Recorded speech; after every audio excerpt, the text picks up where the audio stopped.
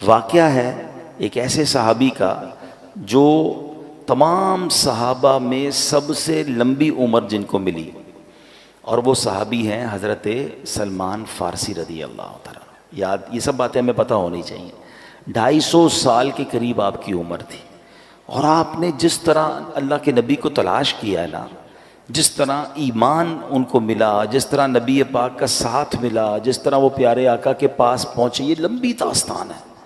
اور یقین کریں سیدنا سلمان فارسی کی جب بھی آپ داستان پڑھتے ہیں، سنتے ہیں، تو ایمان ہونا دل میں، تو دو باتوں کی اہمیت بڑھنی چاہیے۔ ایک تو ان سے پیار ہو جاتا ہے کہ کتنی اسٹرگل، کتنی محنت، اتنے سال لگا دیے نبی پاک کو تلاش کرنے میں۔ دوسرے نمبر پر ایمان کی اہمیت ہے کہ ایمان کی تلاش میں انہوں نے کدھر کدھر سفر کیا۔ آپ کو پتہ ہے حضرت سلمان فارسی انہوں نے اپنے آپ کو غلام بنا کر بیچ دیا۔ کبھی انشاءاللہ موقع ملا تو میں تفصیلی واقعہ بیان کروں گا، میں مختصر بیان کر دیتا ہوں کہ ہوا یہ تھا کہ سیدنا سلمان فارسی رضی اللہ تعالیٰ نے بڑی لمبی عمر پائی، اور آپ نے سال ہر سال حق کی تلاش کے لیے سفر کیا۔ اس زمانے میں نبی پاک دنیا میں تشریف نہیں لائے تھے، تو ان کو یہ بت پرستی اور کفر پسند نہیں تھا، یہ حق کی تلاش میں جاتے۔ تو وہاں اس زمانے میں بھی کچھ لوگ تھے جو ایمان والے تھے، راہب جس کو کہتے تھے، جو بتوں کی پوجا نہیں کرتے تھے، باطل خداؤں کی عبادت نہیں کرتے تھے، کیونکہ اس زمانے میں تو عجیب معاملہ تھا نا، کوئی آگ کی پوجا کرتا تھا، کوئی ستاروں کی عبادت کرتا تھا، کوئی بتوں کی پوجا کرتا تھا۔ تو یہ اللہ وحدہ لا شریک کے ماننے والے تھے، تو یہ راہب ہوتے تھے جو تمام لوگوں سے دور ہو کر عبادت کرتے تھے، یہ ان کے پاس چلے جاتے، ان کے پاس بیٹھتے۔ جب اس کے انتقال کا وقت قریب آتا، کہتے اب بتاؤ کس کے پاس جاؤں، وہ کسی اور راہب کے پاس بھیج دیتے۔ ان کے انتقال کا وقت آتا، وہ کسی اور راہب کے پاس بھیج دیتے۔ اب آخری جو راہب تھا نا، جب اس کے انتقال کا وقت آیا تو آپ نے کہا اب میں کدھر جاؤں؟ تو اس راہب نے کہا کہ اب میں دنیا میں کسی اور کو تو نہیں پاتا، ہاں اب آخری نبی کے مبعوث ہونے کا وقت ہونے والا ہے، تم ایسا کرو کہ ان کے پاس جاؤ اور ان پر ایمان لانا، ان کی خدمت میں چلے جانا۔ کچھ نشانیاں بتائی گئیں کہ وہ کہاں ہوں گے، تو پتہ چلا وہ مدینہ منورہ میں ہجرت کر کے آئیں گے۔ پیسے تھے نہیں مدینے جانے کے لیے، تو انہوں نے کیا کیا، سفر کرتے کرتے کرتے پتہ چلا کہ ایک قافلہ مدینے جا رہا ہے۔ قافلے والوں کو کہا مجھے مدینے لے جاؤ، کہا پیسے نہیں ہیں، ایسا کرو مجھے غلام بنا لو، میں تمہاری خدمت کرتا رہوں گا، مجھے اس بستی میں لے جاؤ۔ اپنے آپ کو بیچ دیا اور مدینے پہنچے۔ پھر بہت وہاں پر باغ میں کھجوریں اٹھاتے تھے اور محنت کرتے تھے، پانی کے ڈول اٹھاتے تھے، آپ کی کمر میں یوں سمجھے کہ بڑی تکلیفیں اٹھائیں، اور آخر کار جناب رسول اللہ صلی اللہ تعالیٰ علیہ وسلم کے پاس پہنچ گئے ہیں۔ گر پڑ کے یہاں پہنچا، مر مر کے اسے پایا، چھوٹے نہ الہی اب سنگے درے جانان۔ اب ایمان لے آئے، نبی پاک کی بارگاہ میں حاضر ہو گئے۔ بڑا عشق والا واقعہ ہے۔ لیکن اب انہوں نے نبی پاک علیہ السلام سے عرض کی کہ حضور میں جب آپ کے پاس آنے سے پہلے کئی ملک شام میں اور کئی ملکوں میں راہبوں کے پاس گیا تھا، بنی اسرائیل کے عبادت گزار تھے، تو یا رسول اللہ ان کا جب ذکر کیا تو نبی پاک علیہ السلام نے فرمایا کہ اے سلمان ان کا خاتمہ دین مصطفیٰ پر نہیں ہوا۔ پھر یہ قرآن پاک کی آیت نازل ہوئی، یعنی یہ جو میں نے آیت پڑھی نا، یہ ایکچولی ان راہبوں کے لیے نازل ہوئی۔ اب دوبارہ اس آیت کو سنیں، اللہ نے کیا فرمایا، ان الذین آمنوا والذین ہادوا والنصارى والصابئین من آمن باللہ والیوم الآخر وعمل صالحا فلہم اجرہم عند ربہم ولا خوف علیہم ولا ہم یحزنون۔ بے شک ایمان والوں نیز یہودیوں اور عیسائیوں اور ستاروں کی پوجا کرنے والوں میں سے جو بھی سچے دل سے اللہ پر اور آخرت کے دن پر ایمان لے آئیں اور نیک کام کریں، تو ان کا ثواب ان کے رب کے پاس ہے، ان پر نہ کچھ کوئی خوف ہوگا اور نہ وہ غمگین ہوں گے۔ یہ آیت کریمہ جب نازل ہوئی تو نبی پاک نے فرمایا اے سلمان، یہ آیت ان راہبوں سے متعلق ہے، ان میں سے وہ جو حضرت عیسیٰ پر ایمان رکھتے تھے اور ان تک میرا پیغام نہیں پہنچا، وہ تو خیر میں ہیں، مگر جنہوں نے میرا نام پاک سنا مگر پھر مجھ پر ایمان نہ لائے وہ ہلاک ہو گئے۔ اے میرے پیارے اسلامی بھائیوں، معلوم کیا ہوا، اس آیت سے میسج کیا مل رہا ہے کہ مکی مدنی مصطفیٰ صلی اللہ علیہ وسلم جب دنیا میں تشریف لے آئے نا، اس کے بعد سے قیامت تک کوئی بھی دین، کوئی بھی ہدایت، کوئی بھی نظریہ قابل قبول نہیں ہے، صرف اور صرف دین مصطفیٰ صلی اللہ تعالی علیہ وسلم ہی راہ نجات ہے۔ مومن ان کا کیا ہوا، اللہ اس کا ہو گیا۔ نبی پاک کے دامن کے علاوہ پیارے آقا کی جو کہیں کہ ان کے فٹ اسٹیپ، ان کے نقش قدم، ان کے بتائے ہوئے طریقے کے علاوہ کوئی طریقہ درست نہیں، کیونکہ جو ان کے دامن سے وابستہ ہوگا وہ اللہ کریم کی رحمت کا حقدار ہوگا۔ کیا خوبصورت بات، اعلیٰ حضرت امام اہل سنت لکھتے ہیں مومن ان کا کیا ہوا، اللہ اس کا ہو گیا، کافر ان سے کیا پھرا، اللہ ہی سے پھر گیا۔ وہ کہ اس در کا ہوا، خلق خدا اس کی ہوئی، وہ کہ اس در سے پھرا، اللہ اس سے پھر گیا۔ اے میرے پیارے اسلامی بھائیو، یہ ہمیں بات سمجھنی ہے۔ اس آیت کریمہ سے واضح طور پر معلوم ہو گیا، کوئی بنی اسرائیل سے تعلق رکھتا ہو، کوئی تورات کا ماننے کا دعویٰ کرتا ہو، کوئی انجیل پر ایمان رکھنے کا دعویٰ کرتا ہو، غرض کوئی کیسے بلند دعویٰ کیوں نہ کرتا ہو، نجات کس کو ملنی ہے، نجات کی راہ کون سی ہے، وہ دین محمدی یعنی دین اسلام ہے، اس کے سوا نجات کا راستہ نہیں۔ اللہ قرآن مجید میں ارشاد فرماتا ہے وَمَن يَبْتَغِ غَيْرَ الْإِسْلَامِ دِينًا فَلَن يُقْبَلُ مِنْهُ وَهُوَ فِي الْآخِرَةِ مِنَ الْخَاسِرِينَ، اور جو کوئی اسلام کے علاوہ کوئی اور دین چاہے گا تو وہ اس سے ہرگز قبول نہ کیا جائے گا، اور وہ آخرت میں نقصان اٹھانے والوں میں سے ہوگا۔ اے میرے پیارے اسلامی بھائیوں، اب واقعہ سنیے گا۔ مشہور صحابی حضرت ابو ہریرہ رضی اللہ تعالیٰ عنہ، ان سے روایت ہے کہ نبی پاک علیہ السلام نے فرمایا روز قیامت اللہ کی بارگاہ میں اعمال پیش ہوں گے، یعنی اعمال بھی اللہ کی بارگاہ، ہم تو پیش ہوں گے، اعمال بھی پیش ہوں گے۔ نماز عرض کرے گی اے اللہ پاک میں نماز ہوں، ارشاد ہوگا تم بھلائی پر ہو۔ پھر صدقہ حاضر ہوگا، اے اللہ میں صدقہ ہوں، ارشاد ہوگا تم بھلائی پر ہو۔ روزے حاضر ہوں گے، یا اللہ میں روزہ ہوں، ارشاد ہوگا تم بھلائی پر ہو۔ اس طرح اعمال پیش ہوتے رہیں گے، آخر میں اسلام پیش ہوگا، اور اللہ کی بارگاہ میں عرض کرے گا یا ربی انت السلام و انا الاسلام، اے اللہ تیرا پاک نام سلام ہے اور میں اسلام ہوں۔ ارشاد فرمائے گا انک علی خیر بک الیوم آخذ و بک اعطی، بے شک تو بھلائی پر ہے اے اسلام، آج جس کی بھی پکڑ ہوگی تیری ہی سبب سے ہوگی، یعنی جس نے تیرا انکار کیا ہوگا اس کی پکڑ ہوگی، اور جس کو جو عطا ہوگا وہ تیری ہی بدولت ہوگا۔ اس کا مطلب جس نے اسلام تھاما ہوگا وہ بخشا جائے گا، اور جو اسلام کا انکاری ہوگا وہ قیامت کے دن مارا جائے گا، پکڑا جائے گا۔ میرا یہ بیان چونکہ پوری دنیا میں سنا جاتا ہے، ابھی بھی سن رہے ہوتے ہیں، بعد میں بھی لوگ سنتے ہیں، اگر میرا کوئی ایسا ویور ہے جو مسلمان نہیں ہے، جو اللہ کو، اس کے حبیب علیہ السلام کو ماننے والا نہیں ہے، آج قرآن کی آیتوں کے ذریعے میں آپ سے عرض کر رہا ہوں، ایک ہی دین جو اللہ کی بارگاہ میں مقبول ہے، نبی پاک کے آنے کے بعد اب کوئی راہ نجات نہیں ہے، آپ اسلام میں داخل ہو جائیں، اللہ آپ کو اسلام پر استقامت دے، ہم جو ایمان والے اللہ ہمیں بھی ایمان پر استقامت دے، کہ ایمان ہی راہ نجات ہے۔ اب ذرا سنیے گا، کچھ لوگ آج بھی، اب اصل پرابلم یہ کہ علم تو ہے نہیں، سب دیکھنا ہے، سب پڑھنا ہے، سب کی جناب اندر جانا ہے، یہ ہمارا کام نہیں ہے۔ حضرت موسیٰ علیہ السلام پر کون سی کتاب نازل ہوئی تھی؟ تورات شریف، ٹھیک ہے۔ کس کی بات کر رہا ہوں؟ حضرت فاروق اعظم، حضرت عمر فاروق کیسی ہستی ہیں جن کے بارے میں نبی پاک فرماتے میرے بعد اگر کوئی نبی ہوتا تو عمر ہوتا۔ ان کا واقعہ سنیے۔ ایک بار نبی پاک کا دربار تھا، حضرت عمر آئے، ہاتھ میں تورات شریف تھی۔ حضرت عمر نے نبی پاک کے پاس بیٹھ کر تورات پڑھنا شروع کر دی۔ توجہ پیارے آقا علیہ السلام کی طرف نہیں گئی، بلکہ تورات پڑھنا شروع کی۔ جیسے جیسے آپ تورات پڑھتے جاتے تھے نا، میرے آقا کے چہرے کا رنگ بدلتا گیا، جلال شریف، نبی پاک کے چہرے پر جلال کی وجہ سے رنگ بدلتا گیا۔ حضرت ابوبکر صدیق نے حضرت عمر کو روکا، اے عمر نبی پاک کا چہرہ تو دیکھو، پیارے آقا کے چہرے کو تو دیکھو۔ حضرت عمر نے جیسے ہی نبی پاک کے چہرے کی طرف دیکھا تو جلال کی کیفیت، فوراً تورات شریف بند کیا، نبی پاک سے معافی کے طلبگار ہوئے۔ اب سنو اللہ کے حبیب علیہ السلام نے کیا فرمایا، فرمایا اس ذات کی قسم جس کے قبضہ قدرت میں میری جان ہے، اگر حضرت موسیٰ بھی خود ظاہری زندگی کے ساتھ دوبارہ دنیا میں تشریف لے آئیں، تم مجھے چھوڑ کر ان کی پیروی کرو گے تو سیدھے راستے سے بھٹک جاؤ گے۔ اگر اب حضرت موسیٰ ظاہری زندگی کے طور پر واپس آ جائیں تو وہ بھی ضرور میری ہی پیروی اختیار کریں گے۔ یہ کیسا پیغام ہے، یہ کیسا میسج تھا، اللہ اکبر.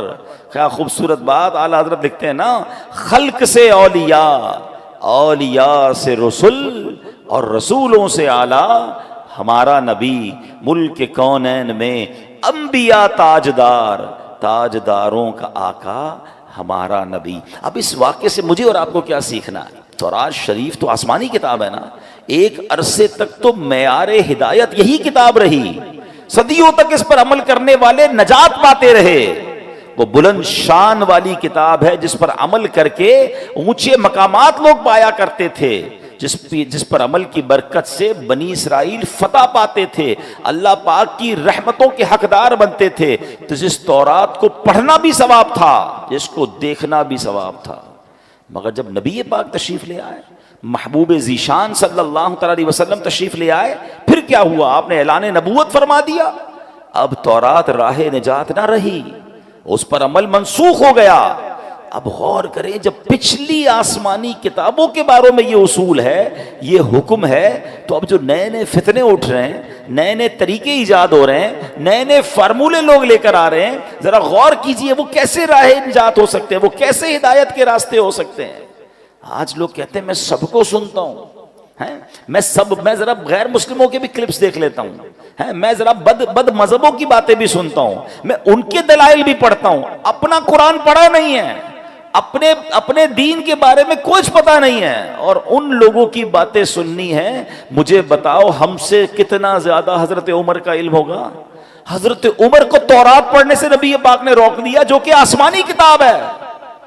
اور ہم جناب جن کے پاس علم نام کی کوئی چیز نہیں، اپنے دین کے بارے میں مضبوطی نہیں، اور غیر مسلموں کی باتیں سنیں گے، بد مذہبوں کی باتیں. کوئی بات دل میں بیٹھ گئی تو ایک بات یاد رکھیے گا، یہ ضرور اللہ کا مجھ پر اور آپ پر احسان ہے کہ ہمیں بن مانگے ایمان دیا ہے. ہم نے اسٹرگل نہیں کی. حضرت سلمان فارسی کو دیکھو یار، میں نے آپ کو بہت شارٹ میں واقعہ سنا، میں واقعہ پورا سناؤں رونے لگ جاؤ گے، کہ اس اللہ کے بندے نے ایمان حاصل کرنے کے لیے، نبی پاک کو تلاش کرنے کے لیے کیا کیا کیا، اپنا آپ بیچ دیا. میں نے اور آپ نے کیا کیا؟ ہم تو پیدا ہی مسلمان گھرانے میں ہوئے، بغیر مانگے. اللہ نے کتنی بڑی مہربانی کی، پیدا ہوتے ہی سب سے پہلی آواز کیا سنی ہمارے کانوں نے؟ اللہ اکبر، اللہ اکبر. میرے ماں باپ مسلمان، میرے گھر میں اسلام. اللہ، کبھی سوچو اگر میں اور آپ کسی اور غیر مسلم خاندان میں پیدا ہو جاتے تو کدھر جاتے؟ کیا نہیں ہو سکتے تھے؟ کیا آج دنیا میں عیسائیوں کے بچے پیدا نہیں ہوتے؟ غیر مسلموں کے گھر میں بچے پیدا نہیں ہوتے؟ مجھے کیوں مسلمان گھرانے میں اللہ نے پیدا کیا بن مانگے؟ یہ کتنا بڑا اللہ کا احسان ہے. اچھا پھر ایک اور احسان، چلیں ایمان والا بنایا، اللہ کی بڑی مہربانی، اللہ تیرا شکر. مگر مجھے حضرت موسیٰ کا امتی بھی تو بنا سکتا تھا، حضرت عیسیٰ کا امتی بھی تو بنا سکتا تھا. اس زمانے میں بھی تو لوگ پیدا ہوئے تھے. یہ میں آخری نبی علیہ الصلوۃ والسلام کی امت میں پیدا ہو گیا. یہ کتنی بڑی مہربانی ہے. میں خدا کی قسم صحیح بتاؤں نا، صرف میں اور آپ ساری زندگی اسی بات کا شکر ادا کرتے جائیں تو زندگی ختم ہو جائے، شکر ادا نہیں ہو سکتا. کتنا بڑا مجھ پر احسان کر دیا. میری خوش قسمتی میں تیرا امتی، امتی تیری قسمت پہ لاکھوں سلام. یہ اللہ نے ہم پر مہربانی کی نا. لیکن اب ایک بات آپ سمجھ جائیے، ایمان والے تو بن گئے، مسلمان گھرانے میں پیدا تو ہو گئے، but we have no guarantee کہ ہم مسلمان ہی مریں گے. ہاں، ایمان بندہ قبول بھی کر سکتا ہے، اور بدقسمتی سے بدبختی غالب آ جائے تو اس کا ایمان اس سے چھن بھی سکتا ہے. ایمان کی فکر کرنی ہے، ایمان کی حفاظت کی دعائیں کرنی ہیں. پوری دنیا میں آج کہا جاتا ہے کہ سب سے زیادہ جو موسٹ گروئنگ ریلیجن ہے نا، سب سے زیادہ پھیلنے والا مذہب اسلام ہے. بہت اچھی بات ہے، مگر مسلمان بھی غیر مسلم ہوتے ہیں، اس کی بھی ہمیں فکر کرنی ہے، دعائیں کرنی ہے. تو یہ کیسے ہو سکتا ہے؟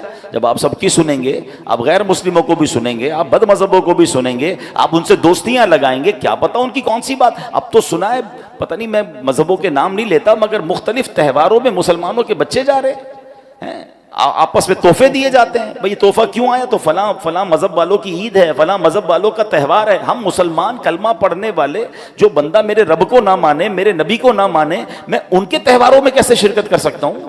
اپنے ایمان کو مضبوط رکھو، ورنہ یہی ایمان کے ضائع ہونے کا سبب ہے. میں آخر میں بتاؤں گا علماء نے کچھ اسباب بھی لکھے ہیں جس کی وجہ سے ایمان ضائع ہو سکتا ہے, مگر ایمان کتنی بڑی نعمت ہے, اللہ اکبر. ایک بزرگ ہیں حضرت ابراہیم آجری رحمۃ اللہ تعالی علیہ, ایک دن آپ تندور جلا رہے تھے, اتنے میں بنی اسرائیل سے تعلق رکھنے والا ایک غیر مسلم وہاں آ گیا. آپ نے اسے اسلام کی دعوت دیتے ہوئے فرمایا اسلم فلا تدخل النار, یعنی مسلمان ہو جا جہنم کی آگ سے بچ جائے گا. دعوت دینے کا انداز دیکھیں. میں نے بھی ابھی تھوڑی دیر پہلے دعوت دی تھی, دوبارہ دعوت دیتا ہوں, اسی الفاظ کے ساتھ دعوت دیتا ہوں. بھائیوں جو غیر مسلم ہیں, مجھے لائیو سن رہے ہیں یا بعد میں ویڈیو میں سنیں, آ جاؤ, ایمان لے آؤ, انشاءاللہ جہنم کی آگ سے بچ جاؤ گے. وہ غیر مسلم کیا کہتا ہے کہ جہنم کی آگ کے معاملے میں تو آپ اور میں برابر ہیں, کیونکہ اس نے کچھ قرآن پڑھا ہوا تھا. قرآن کی ایک آیت ہے, اس نے کہا کہ آپ ہی کی کتاب قرآن پاک میں ہے وَإِن مِّنكُمْ إِلَّا وَارِدُوهَا, اللہ قرآن میں فرماتا ہے تم میں سے ہر ایک دوزخ پر سے گزرنے والا ہے. تو پتہ چلا جہنم میں تو آپ بھی جائیں گے, میں بھی جاؤں گا, ہم دونوں ہی برابر ہیں. آپ کہتے ہو جہنم سے بچ جاؤ گے. اچھا, اب یہ آیت کس چیز کے لیے ہے؟ اس آیت کا مطلب یہ ہے کہ پل صراط ہے نا, وہ تلوار سے زیادہ تیز ہے, بال سے زیادہ باریک ہے, اور وہ جہنم کے اوپر بنا ہوا ہے. ہر بندہ گزرے گا, مسلمان بھی گزرے گا, غیر مسلم بھی گزرے گا. انشاءاللہ ایمان والا خیر سے گزر جائے گا, کافر کٹ کے جہنم میں گر جائے گا. فرق یہ ہے, گزرنا تو ہے. اب ان بزرگ نے جب یہ آیت سنی نا, اللہ والے تھے, ایمان والے تھے, انہوں نے کہا اچھا ایسا کرو, ذرا اپنی چادر دو. اس کی چادر لی اور اپنی چادر اتاری, دونوں چادر لپیٹی. گھر میں ایک تندور تھا, آگ جل رہی تھی, آپ نے وہ چادر اس میں دونوں ڈال دی. تھوڑی دیر بعد خود تندور کے اندر اترے اور چادر باہر نکالی, دونوں چادریں لپٹی ہوئی تھیں. غیر مسلم کی چادر جل کر راکھ ہو گئی, ان کی چادر ویسی سلامت. خود تندور میں اترے, واپس آئے, آگ نے اثر نہیں کیا. کہ یہ فرق ہے, آگ میں غیر ایمان مسلمان بھی جائے گا, ایمان والا بھی جائے گا. انشاءاللہ جہنم کی آگ ایمان والے کو کچھ نہیں کہے گی. یہ دیکھنا تھا, وہ غیر مسلم کلمہ پڑھ کر مسلمان ہو گیا. تو یہ فرق ہے, ایمان ہوا انشاءاللہ ایمان سلامت لے کر جانا ہے نا. اچھا یہی بات اللہ نے قرآن میں فرمائی. Try to understand. جب ہم اس طرح کی باتیں کرتے ہیں نا تو لوگ کہتے ہیں یار یہ پتہ نہیں کیسے کہہ رہے ہیں ایمان جا سکتا ہے, اللہ نے مسلمان بنا دیا, اب تو گارنٹی ایمان والے ہو گئے. نہیں, اللہ کے نبی کی دعائیں, پیارے آقا دعا کیا کرتے, یا مقلب القلوب ثبت قلبی علی دینک. کیا مطلب ہوا اس کا؟ دلوں کو پھیرنے والے, میرے دل کو اپنے دین پر ثابت قدمی عطا فرما. کون دعا کر رہا ہے؟ جس کے صدقے ایمان ملا ہے. پڑھتے ہو نا نعت میں شعر, تیرے صدقے میں آقا سارے جہاں کو دین ملا. وہ دعا کر رہے ہیں ہماری تربیت کے لیے کہ دل بدلتا ہے. اے اللہ دل سلامت رکھیو, ایمان لے کر جانا ہے. اچھا قرآن میں رب نے فرمایا نا, یا ایھا الذین آمنوا اتقوا اللہ حق تقاتہ ولا تموتن الا وانتم مسلمون. اے ایمان والو اللہ سے ڈرو جیسا ڈرنے کا حق ہے, اور نہیں مرنا مگر مسلمان, یعنی ایمان لے کر مرنا, کہیں غیر مسلم مت مر جانا. قرآن کا یہ پیغام بتا رہا ہے کہ ایمان والا بھی بے ایمان ہو سکتا ہے, ایمان والے کا بھی ایمان چھن سکتا ہے. تو اے میرے پیارے اسلامی بھائیوں, آج سمجھنا یہ ہے کہ اپنے ایمان کی حفاظت کرنی ہے. ایمان ہے تو سب کچھ ہے. نبی پاک کی راہ کے علاوہ, پیارے آقا کے طریقے کے علاوہ کوئی طریقہ نہیں جو راہ نجات ہو. ادھر ادھر لیفٹ رائٹ نہیں جانا ہے. اپنے ایمان پر, اپنے دین سے محبت بھی کریں. انفارچونیٹلی ایسا بھی ہو گیا جو خاص طور پہ غیر مسلموں ملکوں میں رہتے ہیں, یہ ذرا بہت زیادہ ایلیٹ کلاس ماڈرن طبقے میں جانا آنا ہے, ہمیں بھی پتا ہے. وہ ادھر جا کے اپنے آپ کو مسلمان کہتے ہوئے شرما رہے ہوتے ہیں, اپنے اسلامی طریقوں پر عمل کرتے ہوئے شرما رہے ہوتے ہیں. اچھا ادھر سے کوئی اٹیک ہو اسلام کے اوپر, اسلام کے طریقے پر, تو خود ہی ان کی باتوں میں ہاں میں ہاں ملا رہے ہوتے ہیں. ہاں جناب یہ کچھ بات مجھے بھی سمجھ نہیں آتی. تفے تم پر, اپنے ایمان, اپنے قرآنی حکم پر, نبی پاک کے طریقے پر آپ خود ڈگمگا رہے ہو. ارے دنیا کے کسی میدان میں جائیں, ڈنکے کی چوٹ پہ کہیں میں مسلمان ہوں, میں اپنے نبی کا امتی ہوں, اور جو قرآن و حدیث میں سب پر میرا ایمان ہے. یہ آدھا مسلمان کون سا ہوتا ہے؟ اسلام میں پورے داخل ہونا ہے اور اس پہ فخر کرنا ہے, اس پہ شرمانا نہیں. اور یہ ایمان مضبوط ہونے کی دلیل ہے. وہی پرابلم ہے نا, صحبتیں ایسی ہیں, دوست ایسے ہیں, باتیں ایسی ہیں کہ سن سن کر ان سے پیار ہو جاتا ہے, اسلام سے نفرت ہو جاتی ہے. اسلام کے کچھ, اب دیکھیں نا, بہت سارے لوگ نکلے کہتے ہیں پردے کی کوئی ضرورت نہیں ہے, عورت کو جناب کس نے کہا؟ بھائی قرآن نے کہا پردہ ہونا چاہیے، نبی پاک نے کہا پردہ ہونا چاہیے. لوگ کہہ رہے نہیں عورت کی آزادی، میرا جسم میری مرضی. یہ کیا ہے؟ یہ آہستہ آہستہ.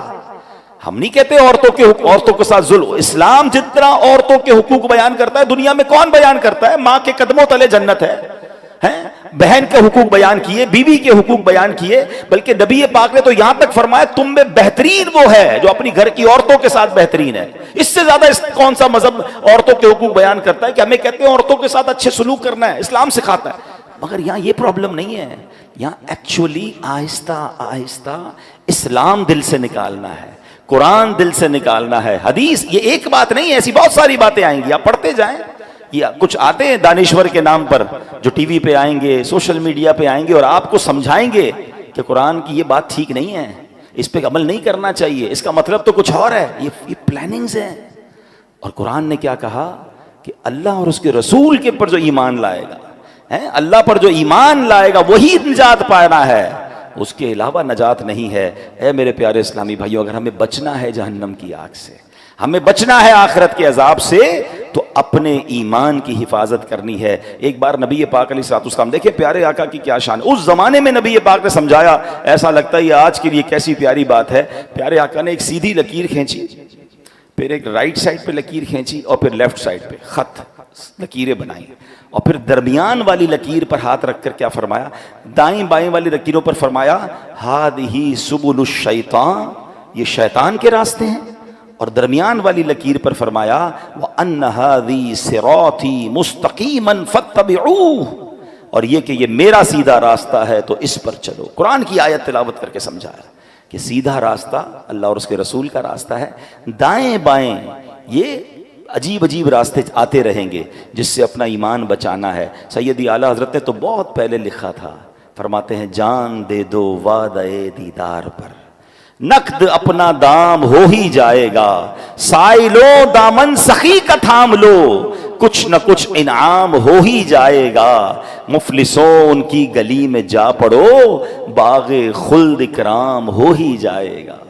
اور فرمایا سونا جنگل رات اندھیری چھائی بدلی کالی ہے، سونے والو جاگتے رہیو چوروں کی رکھوالی ہے. یعنی دین سکھانے کے نام پر لوگ آ کر ایمان پر حملے کر رہے ہوتے ہیں. اللہ کرے کہ یہ بات ہمیں سمجھ آ جائے اور ہم اپنے دین سے بے پناہ محبت کرنے والے بن جائیں. میں انشاءاللہ آج آپ کو کچھ وظائف بھی بتا کر جاؤں گا، مگر ایک بڑا دل خراش واقعہ جس سے یہ احساس ہوگا کہ ایمان کیسے شیطان چھین لیتا ہے. امام ابو محمد رحمت اللہ تعالی علیہ فرماتے 3 عبادت گزار لوگ تھے، زاہد تھے، حج پر گئے اور جاتے جاتے راستے میں غیر مسلموں کی بستی میں قیام کیا. اب ان تینوں میں سے ایک کی نظر ایک غیر مسلم لڑکی پر پڑی جو بڑی خوبصورت تھی. اس اوس کی طرف اس کا دل مائل ہو گیا. پہلے کے زمانے میں قافلے اونٹوں پر گھوڑوں پر بہت لمبا سفر ہوتا تھا. اب صبح ہوئی تو سفر کا وقت ہے، اس نے کہا دونوں کو، اگر تم جاؤ میں ذرا پیچھے آتا ہوں. وہ دونوں تو حج پہ روانہ ہو گئے. یہ بندہ اسی بستی میں رک گیا. اس عورت کی طرف اس کا دل آ گیا. عورت سے اس نے بات کی کہ میں تم سے شادی کرنا چاہتا ہوں. تو عورت نے کہا کہ میرے والد سے بات کرو. والد کے پاس گیا. والد نے کہا اس کا مہر دو. کہا مہر کیا ہے؟ کہا مہر بہت بھاری ہے. کہا بتائیے میں مہر دے دوں گا. کہا مہر یہ ہے کہ تم غیر مسلم ہو جاؤ، تم اسلام چھوڑ دو. اس بدبخت نے اس لڑکی کے عشق کے چکر میں اپنا دین چھوڑ دیا جو عبادت گزار تھا، حج کو جا رہا تھا. ٹرائی ٹو انڈرسٹینڈ کدھر جا کر ایمان گیا اس کا. حج کے راستے میں شیطان نے ایسا حملہ کیا کہ وہ غیر مسلم ہو گیا. اچھا وہ شادی بھی ہو گئی. اب وہ دوست حج کر کے واپس اسی راستے سے آئے کہ وہ دوست کدھر رہ گیا، حج پہ ہی نہیں آیا. واپس آئے ڈھونڈتے ڈھونڈتے پتا چلا کہ وہ بندہ تو غیر مسلم ہو گیا تھا، مگر اس دوران اس کا انتقال بھی ہو گیا. یعنی بے ایمانی کی موت مرا. اس کی بیوی کو تلاش کیا. بیوی کو کہا قبر تو دکھاؤ.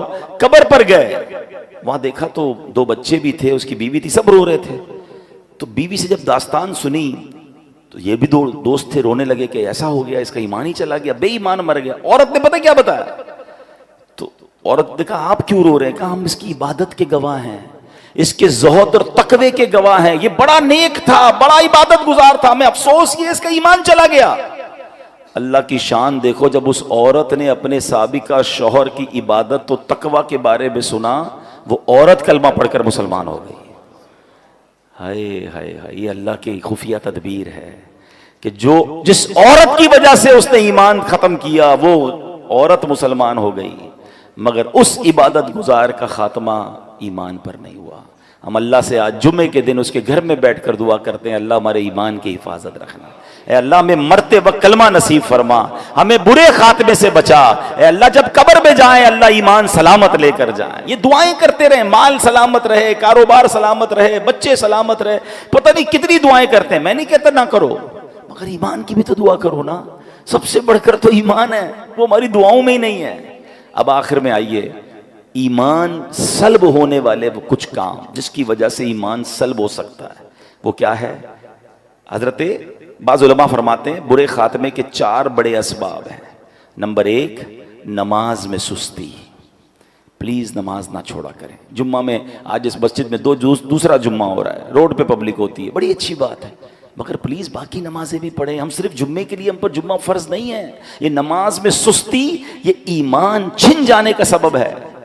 دوسرے نمبر پر فرمایا شراب نوشی، خدا کے واسطے شراب کے قریب بھی نہ جائیں۔ تیسرے نمبر پر والدین کی نافرمانی، خدا کے واسطے اپنے ماں باپ کی عزت کریں، پیار کریں، ان سے محبت کریں، ان کی رسپیکٹ کریں، ان کا دل نہ دکھاؤ۔ ماں باپ ناراض تو رب ناراض، ماں باپ راضی تو رب راضی۔ اور چوتھے نمبر پر علماء نے فرمایا مسلمانوں کو تکلیف دینا۔